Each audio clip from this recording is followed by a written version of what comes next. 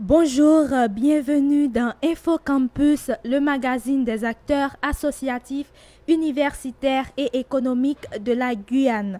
Aujourd'hui, nous avons avec nous au studio le militant panafricaniste Kémy Seba.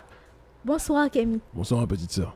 Alors, en guise de présentation de vous, est-ce que vous pouvez nous dire ce qui vous a motivé et de vous amener dans cette lutte que vous menez dans le monde? L'amour de notre peuple, tout simplement, je pense que c'est cela. Il y a une phrase que je dis toujours qui est de l'ostracisation de l'homme par l'homme, naît la volonté pour l'homme ostracisé de se constituer sa propre puissance. Pour traduire plus simplement, ça signifie que quand vous mettez des gens de côté, quand vous les discriminez, quand vous les traitez de manière inégalitaire à cause de leur couleur de peau, eh bien ceux qui vivent ce racisme-là décident à un moment donné de s'organiser et de se dire que c'est terminé. Et donc c'est dans cette démarche-là qu'on est. Et on a commencé il y a 20 ans. Et sur notre chemin, on a rencontré des gens exceptionnels. Et on en a actuellement illustration à travers des gens comme le frère Olivier Goudet, qui à mon sens est vraiment l'avenir politique ici en Guyane. Justement, vous êtes ici en Guyane pour soutenir votre confrère Olivier Goudet, accusé d'avoir agressé la police. Comment avance le dossier? Quel est l'état du dossier? Le procès a été reporté. À quelle date déjà, si je ne m'abuse? En février? Le 20 février, il a été reporté. Et il faut quand même toujours qu'on puisse dire les choses, rappeler un petit peu historiquement comment l'État français fonctionne. Quand l'État français ne veut pas parler du fond, il accuse toujours son interlocuteur d'avoir la rage. Et donc on essaie de criminaliser une démarche politique qui à la base est sage. Et ça augure en réalité de mauvais présages pour le colon parce que c'est toujours à l'aube de son déclin qu'il agit de cette façon. Et Olivier Goudet n'a fait que exprimer ses droits. La première affaire, il a été bousculé en premier, il a réagi et on le présente en agresseur. La deuxième affaire, il a averti le préfet d'arrêter en gros d'avoir des procédés coloniaux avec la population parce qu'il ne faut pas s'étonner que après il y a des histoires comme les histoires Érignac quand on voit comment l'État français se comporte de manière coloniale. Et dire cela ne signifie pas que lui trouve que c'est bon. Il n'a jamais dit « j'adore comment ça s'est passé ». Il n'a pas fait l'apologie de ça, mais il a fait un constat. Et c'est à la limite un avertissement d'humanité qu'il a effectué. Et on comprend parfaitement la démarche qui est la sienne. Et donc on a estimé nécessaire et légitime de le défendre parce que je le dis, beaucoup de gens nous suivent, mais on ne marche pas avec tout le monde. Mais on marche avec les gens qui ont le même ADN politique que nous. Et les 500 frères, la sœur Yvonne, le frère Olivier et d'autres font partie justement de cette démarche-là. Et je peux ajouter en dehors des 500 frères des mouvements comme le MDES ou l'antenne guyanaise d'urgence panafricaniste dirigée par la sœur Vanessa Alfonsine. Dernièrement, en parlant de l'affaire entre guillemets, Olivier Goudet, vous aviez dit que l'État français se comporte avec lui comme un État colonial. Mais compte tenu de la réalité avec une Guyane dépendante officiellement de la France, n'est-ce pas une nouvelle tête de l'expression « tout part et pour la métropole » ? Alors, la dépendance, vous savez, la dépendance, elle se crée. On est dans une matrice aujourd'hui où on nous a appris depuis des siècles que le peuple est dépendant. Le peuple ne s'est pas levé en disant « nous sommes dépendants ». On nous a appris cela depuis des siècles, aussi bien dans les territoires d'outre-mer que sur le continent africain. On nous a appris que sans la France, on n'est rien.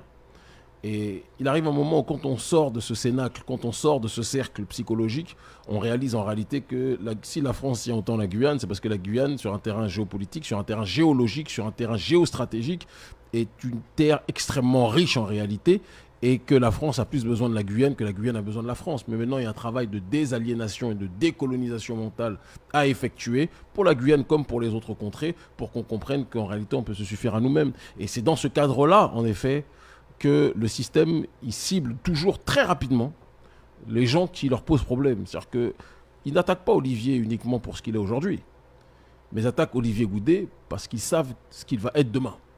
Et ils ont une stratégie dans ce système concentrationnaire et dans ce système de plantation, c'est de tuer dans l'œuf les gens qui sentent dangereux. Nous-mêmes, on a commencé le combat politique, j'ai été ciblé ennemi d'État par Sarkozy, j'avais à peine 23 ans. Non, et on a été mis en prison, je crois que la première fois j'en avais 24. Donc il y a, et pour raison politique bien sûr, donc il y a une méthodologie du système colonial et Olivier ne fait pas exception. J'ai envie de dire qu'il en est même aujourd'hui la quintessence de cette résistance sur la plantation. Mais je pense véritablement que la terreur a changé de camp parce qu'aujourd'hui, la population, la nouvelle génération n'a plus peur. Voilà. euh, vous menez justement une lutte anticolonialiste. Et vous, en tant que personne ou bien en tant que militant, comment comprenez-vous les gens, ceux et celles qui n'arrivent pas encore à comprendre la lutte que vous menez dans le monde? Alors déjà, je pense qu'il faut toujours préciser une chose, c'est qu'en termes de proportion, dans la sphère africaine, panafricaine de manière générale, vous savez aujourd'hui qu'on est plus populaire que beaucoup de chefs d'État. Il faut quand même qu'on puisse le dire. Donc la question est de savoir, est-ce qu'on doit réunir tout le monde ou est-ce qu'on doit réunir une masse critique suffisamment grande? Moi, je connais une entité que l'on appelle Dieu qui a des opposants. Parce qu'il y a des gens qui estiment que Dieu n'existe pas, alors que, je veux dire, ils ne sont pas venus ici par l'opération magique, c'est pas au loto qu'ils sont nés. Il y a quelque chose qui s'est passé. Mais il y a des gens qui refusent de croire en Dieu. Donc s'il y a des gens qui refusent de croire en Dieu, c'est pas en des petits nègres comme nous que on va c'est pas des petits nègres comme nous qui allons faire l'unanimité. Et faire l'unanimité quand on sait qu'au sein du peuple, il y a des coupables, et il y a des oppresseurs et des opprimés, ça voudrait dire qu'on contenterait aussi bien les opprimés que les oppresseurs. Donc le jour où je fais l'unanimité, je serai très inquiet.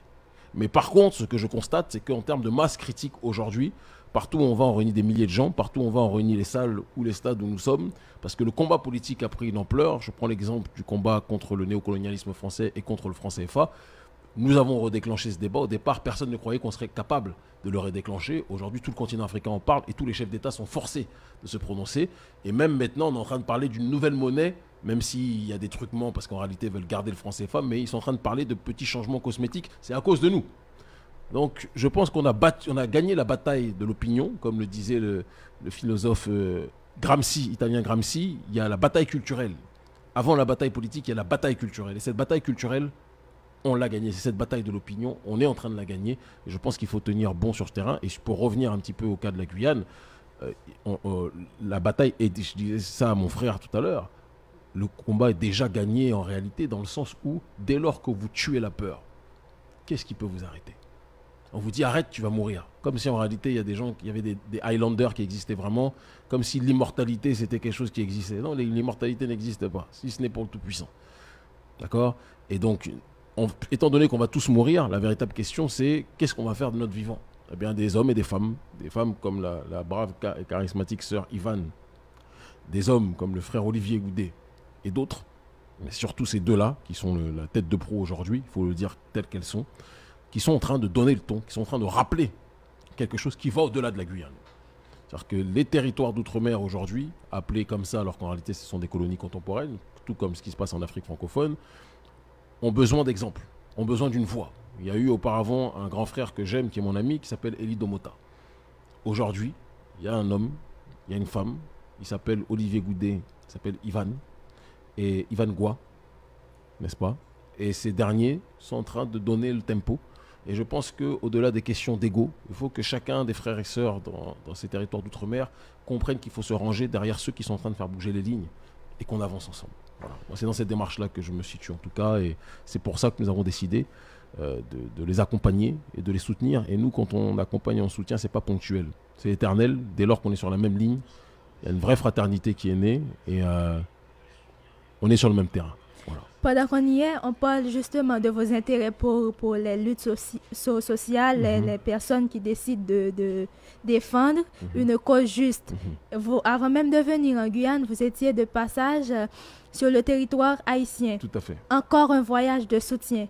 Comment était ce voyage? Est-ce que vous ne pensez pas qu'il y a une responsabilité, une part de responsabilité de la situation même d'Haïti à l'échelle internationale? Est-ce que l'international n'est pas en quelque sorte responsable? Bien sûr. Que, vous savez, quand on parle de corruption, c'est parce que si on parle de corrompus, c'est qu'il y a des corrupteurs. Maintenant, les corrupteurs défendent leurs intérêts. Il y en a qui ont tout intérêt à ce que Haïti ne se relève jamais et soit toujours un chaos social, afin d'éviter de donner de la fierté et de donner des idées d'indépendance et d'autodétermination aux autres nations des territoires d'outre-mer. Donc il y a une volonté de maintenir Haïti la tête sous l'eau. Et pour ce faire, l'élite internationale, les institutions internationales et les États-Unis, disons les choses telles qu'elles sont dans ce stratagème de corrompre l'oligarchie haïtienne pour que celle-ci développe tout, sauf la population et les infrastructures du pays, en l'occurrence qui développent leur poche d'abord.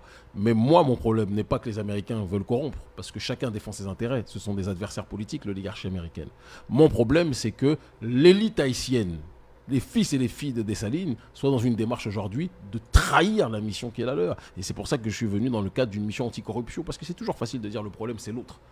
Mais avant de parler du problème de l'Occident, du problème du blanc, le problème de je ne sais quoi, etc., il faut qu'on soit capable de se regarder dans une propre glace et qu'on regarde nos responsabilités. Parce qu'on dit toujours qu'il y a un adage qui dit une civilisation est détruite par l'extérieur que si elle est rongée de l'intérieur. Et c'est parce que notre société, nos sociétés sont rongées de l'intérieur qu'on se fait assujettir de cette façon. Il faut qu'on ait le courage aussi de le dire. Donc les torts sont partagés. Et dans ce même cadre, vous avez des expériences avec des progressistes de partout dans le monde, par exemple la Russie, l'Espagne. Je ne sais pas si, alors ma petite sœur, avec toute mon affection, je ne sais pas si on peut parler de progressisme. Parce que le progressisme aujourd'hui, progressisme et Poutine, ça ne va pas forcément ensemble. Même pour être plus précis politiquement, je dirais que le progressisme était un terme qui existait, qui avait son sens à l'époque, avant l'effondrement du mur de Berlin. Depuis l'effondrement du mur de Berlin, le progressisme est rentré dans la dialectique du logiciel néolibéral économique et sociétal. Le progressisme, ça va être le mariage pour tous, le progressisme, ça va être des tas de choses. Chacun fait ce qu'il veut, hein. Moi je ne suis pas là pour juger qui que ce soit, mais chacun a ses réalités. Voilà. Et donc, moi, le mot, c'est on se rapproche des souverainistes. Tous ceux qui défendent la souveraineté de leur population, de leur nation, on travaille avec eux, toujours avec froideur, avec lucidité, parce que chacun défend ses intérêts. Et c'est pour ça que vous pouvez nous voir en Russie, c'est pour ça que vous avez pu nous voir en Iran, c'est pour ça que vous avez pu nous voir au Venezuela, à Cuba, à différents endroits. Et nous continuerons dans cette voie. Voilà. Et qu'est-ce que ces expériences vous ont apporté globalement pour la lutte que vous menez, la lutte dite panafricaniste? Alors, de la même façon qu'un médecin, lorsqu'il veut perfectionner ses techniques d'opération, un chirurgien a besoin de voir diverses opérations et diverses démarche chirurgicale. C'est toujours la mise à jour, le perfectionnement. Nous, on est des gens qui essayons de nous perfectionner politiquement dans la dynamique qui est la nôtre.